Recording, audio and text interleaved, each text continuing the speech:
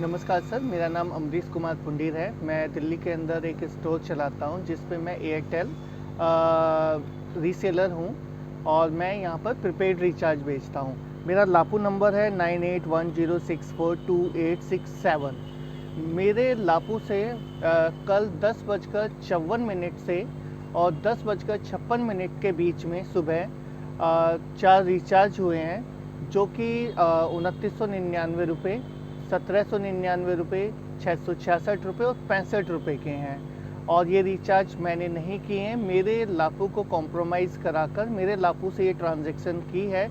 मैंने immediately company को inform किया तो कंपनी ने मुझे बताया कि आपके एम पिन और आपके लापू के जो मित्रा ऐप है उसके पासवर्ड को रीसेट किया गया है, जो कि OTP की हेल्प से होता है। जब मैंने अपने लापू को चेक किया तो मेरे लापू के ऊपर मैसेज ज़रूर आए हैं और मेरे लापू के ऊपर 1, 2 या 3 कॉल्स भी आई हैं उसी दौरान, जो कि हमने उठाई नहीं हैं, क्योंकि हमारे लापू के अंदर प्रॉब्लम है, क्योंकि पुराना मोबाइल फ़ोन है उसके अंदर आवाज़ नहीं आती है, इसलिए हम बात करने में असमर्थ थे। अब यहाँ पर प्रॉब्लमेटिक बात ये है, जैसे कि मैंने अपनी TM से बात की, अंसारी जी हैं, और मैंने जो अंसारी जी के ऊपर हैं उनसे बात की, और मैंने अपने डिस्ट्रीब्यूटर से भी बात की। उन सभी लोगों ने मुझे एक बात बताई, अगर ये नंबर जो कि रिचार्ज हुए हैं मेरे लापू से, अगर वो दिल्ली के ही होते या दिल्ली सर्कल के ही होते तो वो इस अमाउंट को पुल बैक कर सकते थे, लेकिन क्योंकि ये नंबर दिल्ली से बाहर के, इसलिए वो पुल बैक करने में असमर्थ हैं।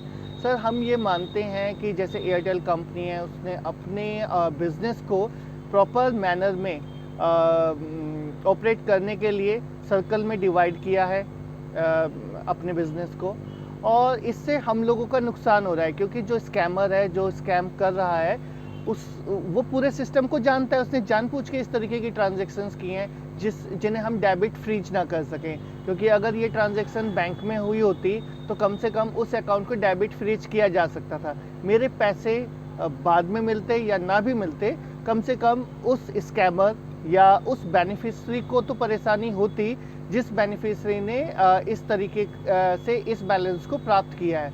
तो मेरी रिक्वेस्ट आप लोगों से यही है, और मैं इसलिए ये वीडियो बना रहा हूँ, अटैच करूँगा ईमेल में। हो सकता है मेरी लैंग्वेज हिंदी है या इंग्लिश है, मैं आपको अपनी बात प्रॉपर कन्वे ना कर पाऊँ राइटिंग में लिखकर, लेकिन वीडियो में जैसे मैं बोलकर अपनी सारी जानकारी आपको दे रहा हूँ, तो आप इस चीज़ को आसानी से समझ सकें। और मैं यही चाहता हूँ कि हमारे जो दिल्ली सर्कल के ऑफिसर्स हैं, जिन्हें मैं जानता हूँ, उन सभी लोगों ने तो अपनी असमर्थता जताई है कि वो इसमें कुछ भी नहीं कर सकते हैं, क्योंकि वो सिर्फ सर्कल में रह के ही कुछ कर सकते हैं, सर्कल से बाहर नहीं कर सकते। मैं इस मेल को आप लोगों को इसलिए भेज रहा हूँ कि प्लीज़ आप इसमें हेल्प कीजिए, कम से कम हम उन स्कैमर्स को तो रोकें, क्योंकि वो लोग जानते हैं अच्छे से कि कंपनी का अगर रिचार्ज या कंपनी की ट्रांजैक्शन अदर सर्कल में हुई है तो कंपनी कुछ भी नहीं कर पाएगी।